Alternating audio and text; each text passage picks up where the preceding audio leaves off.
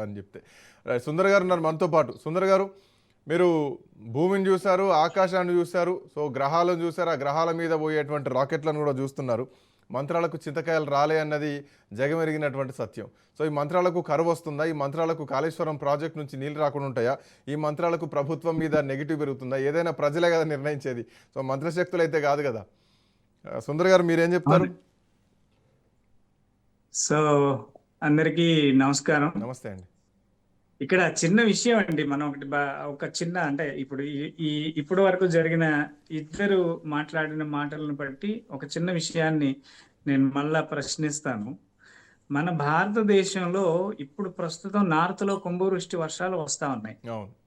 మన తెలంగాణకి రావడానికి అక్కడి నుంచి ఇక్కడికి ఋతుపవనాలు రానియండి, లేకపోతే ఏదైనా సైక్లోన్ ఎఫెక్టెడ్ రానియండి, అది అక్కడి నుంచి ఇక్కడికి టచ్ అవడానికి take almost all 1 month time పట్టింది.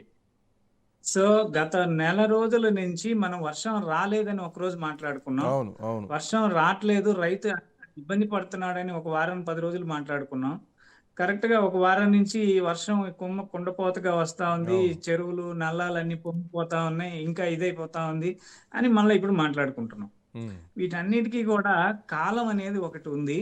ఈ కాలం దానిపైన అది చేసుకుపోతుంది అనే విషయాన్ని ప్రభుత్వం ఎలా అయితే చట్టం తన పని తాను చేసుకుపోతుంది అనే ఒక స్లోగన్ మనకుందో, అలాగే ఇక్కడ కాలము ఒకటి ఉంది. ఈ కాలంలో పంచభూతాలు అనేవి కొన్ని ఉన్నాయి. వాటిని మనం అంటే వేద దృష్టిలో చూస్తే ఒక పద్ధతిగా కనిపిస్తాయి, సైన్స్ దృష్టిలో చూస్తేనేమో ఇంకొక పద్ధతిగా ఎలిమెంట్స్గా కనిపిస్తాయి.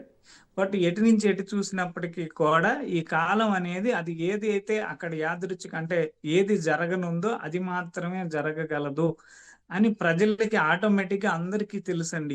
ఈరోజు ప్రజలు చాలా గొప్ప ఆలోచనలతో ఉన్నారు, సంస్కరింపబడుతూ ఉన్నారు. ఇప్పుడు మనది ఎదుగుతున్న దేశం మన దేశం. ప్రభుత్వ రంగంలో అనేక మార్పులు రావచ్చు, సైన్స్ అండ్ టెక్నాలజీలో అనేక మార్పులు రావచ్చు, లేదా వాతావరణ పరంగా భౌగోళికంగా అనేక మార్పులు రావచ్చు.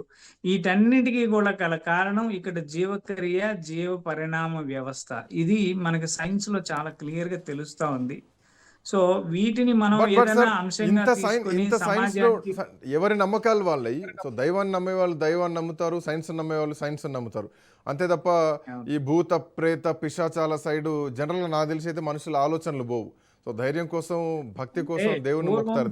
పాయింట్ ఏంటంటే, ఒక రాజకీయాల్లో ఉండి ప్రభుత్వ విప్ పొజిషన్లో ఉండి మంత్రుల స్థాయిలో, ముఖ్యమంత్రుల స్థాయిలో ఉన్నటువంటి వ్యక్తులు ఇట్లాంటి కామెంట్స్ చేస్తే ఇది ప్రజల్లోకి ఎలా పోతుంది? సో ప్రజలు దీన్ని ఎట్లా తీసుకోవాలి? సో ఇంకా ఏవో చేతబడులు ఉన్నాయి, ఇంకా మంత్రాలు ఉన్నాయి, తంత్రాలు ఉన్నాయి అన్నటువంటి భావన ప్రజలకు కల్పించినట్టు కాదా?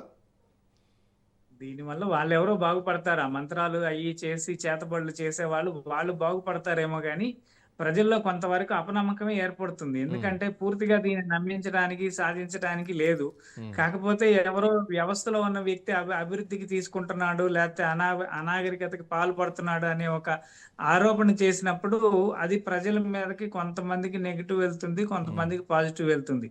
కానీ వ్యవస్థీకరణం చెయ్యాలి అంటే వ్యక్తి యొక్క మనసులో భావనలు ఇంపార్టెంట్. ఆ భావనలు ఇంప్లిమెంట్ చేసే వ్యవస్థని పునర్వ్యవస్థీకరణం చేయటం చాలా ఇంపార్టెంట్. అంటే ఈ పనులు జరిగితేనే ఏదైనా ఒక సంకల్పం నెరవేరుతుంది అనేది. ఒక రైతు కూడా ఈ రోజు విత్తనం అక్కడ వేసి వచ్చి నాకు ఇదైపోవాలి అని దానికి నేను చేతపడి లేకపోతే పూజలు లేకపోతే ఇంకేదో చేశానని చెప్తే పంట పండుతుందా?